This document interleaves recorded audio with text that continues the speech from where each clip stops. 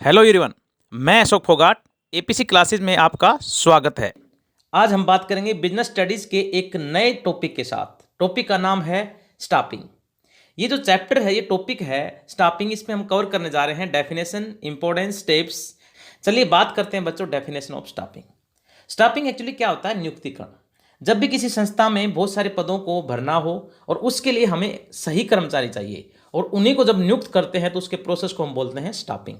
इसकी डेफिनेशन की बात करें तो the managerial function of staffing involves manning the organisational structure through proper and effective selection, appraisal and development of personnel to fill the roles design into the structure.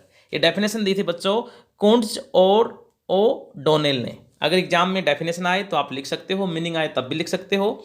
और introduction वगैरह हम कई बार बच्चे इससे हेल्प ले लेते हैं कि डेफिनेशन के कुछ पॉइंट उसमें ऐड कर सकते हैं। तो ये आपके एग्जाम के व्यू पॉइंट से डेफिनेशन हम स्क्रीन पे आपको दिखाई दे रही होगी, आप चाहो तो कॉपी में राइट डाउन भी कर सकते हो। जो स्टाफिंग है, नियुक्तिकरण है, इसका स्कोप वाइड है।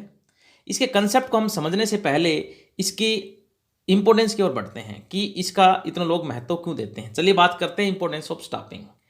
सबसे पहले स्टाफिंग का इंपॉर्टेंस में हम बात करेंगे helpful in discovering and obtaining competent personnel. क्योंकि योग्य कर्मचारियों को खोजने एवं प्राप्त करने में सहायक होता है कौन? स्टाफिंग, नियुक्तिकरण। जब भी आपके ऑर्गेनाइजेशन के लिए आपको अच्छा गोल अचीव करना हो तो उसके लिए हमारा स्टाफिंग जो है वो योग्य कर्मचारी को खोजने में हमारी हेल्प करता है। Second one is efficient performance. जो हमारी परफॉर्मेंस है, अगर उसमें हम नियुक्त कर देते हैं अच्छे लोगों को तो उनकी जो परफॉर्मेंस है उनको भी हम जांच लेते हैं, जो भी हमारी संस्था के लिए बहुत लाभदायक रहती है। और जब संस्था के लिए लाभदायक है, योग्य कर्मचारी को अपॉइंट कर लिया हमने, तो उसके बाद क्या होता है? संस्था का ग्रोथ हो जाता है, इंटरप्राइज का ग्रोथ हो जाता है, संस्था का विकास हो जाता है। और सबसे जो मूल्यवान पूंजी है उसके योग्य कर्मचारी होते हैं, जो कि हम स्टाफिंग से ही प्राप्त करते हैं। तो ये था बच्चों अगला इंपॉर्टेंस। और इसके बाद optimum utilisation of human resources.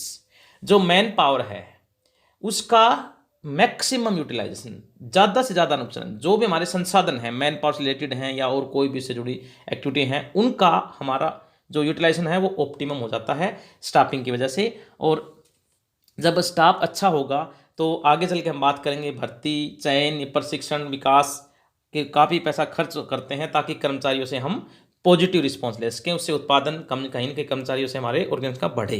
इसके बाद improvement in job satisfaction and moral of employees. ये क्या करता है? आपकी जॉब सेटिस्फैक्शन में सुधार करता है और एम्प्लॉयज़ का मोरल बढ़ाने में भी हेल्प करता है, हमारी मनोबल बढ़ता है उनका कि संगठन का जो मानवीय पहलू है वो बहुत महत्वपूर्ण हो गया है। और नियुक्तिकरण के अंदर मानवीय व्यवहार का अध्ययन करके सही व्यक्ति को सही कार्य पर लगाकर कर्मचारियों को कार्य संतुष्टि प्रदान की जाती है। तो और इससे कर्मचारियों का मनोबल भी बढ़ता है। Last one is effective use to technology and other resources. ये टेक्नोलॉजी अदर रिसोर्सेज को भी इफेक्टिव यूज करने में हमारी हेल्प करता है। बच्चों ये थे इंपॉर्टेंस ऑफ स्टाफिंग।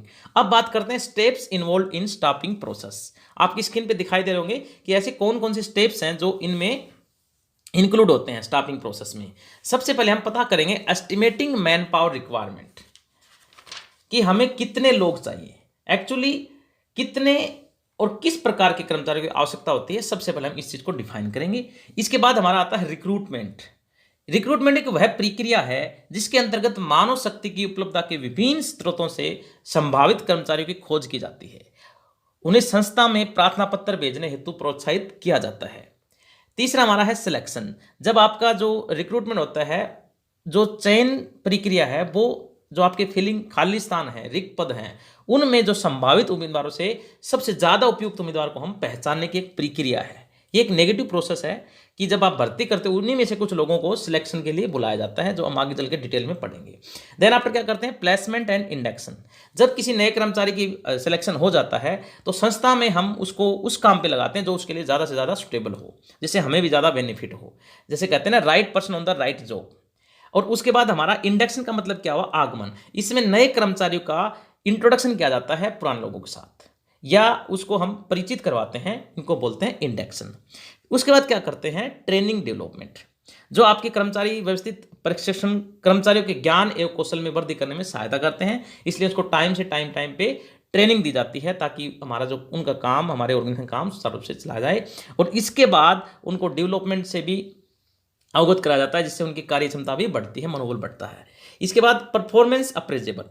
इसका मतलब क्या होता है, इसके अंतर्गत कर्मचारियों के कार्यों का मूल्यांकन किया जाता है कि कर्मचारियों का स्थानांतरण, पदोन्नति, ये सारी बातें इसके अंदर डिस्कस की जाती हैं, इसके अंदर आते हैं। इसके बाद प्रमोशन एवं career planning, promotion and career planning, इसके अंदर क्या होता है, प्रमोशन किया जाता है। जब आप एक जॉब पे काम करते एक प्रोफाइल पद पे, उससे बड़े वाले पद पे आपको प्रमोट किया जाता है। आपके काम को देख के प्रभावित हो गया ऑर्गेनाइजेशन मैनेजमेंट टीम को, काम आपका अच्छा लगा और इससे आपकी कहीं ना कहीं ग्रोथ होती है। जैसे फॉर एग्जाम्पल एक क्लर्क के जूनियर क्लर्क है, उसको सीनियर क्लर्क तक प्रमोट किया गया, इसको हम प्रमोशन बोलते हैं।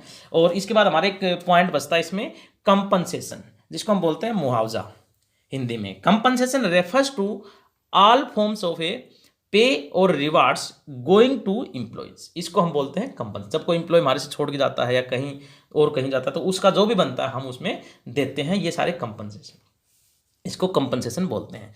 तो ये सारे बच्चों थे आपके स्टेप्स। ये स्टेप्स पेपर के अंदर बहुत इंपॉर्टेंट हैं। जनरली ये क्वेश्चन पूछा जाता है कि स्टाफिंग का जो प्रोसेस है उसके अंदर कौन कौन से स्टेप्स आते हैं। एक बार जल्दी से रिवाइज करते हैं।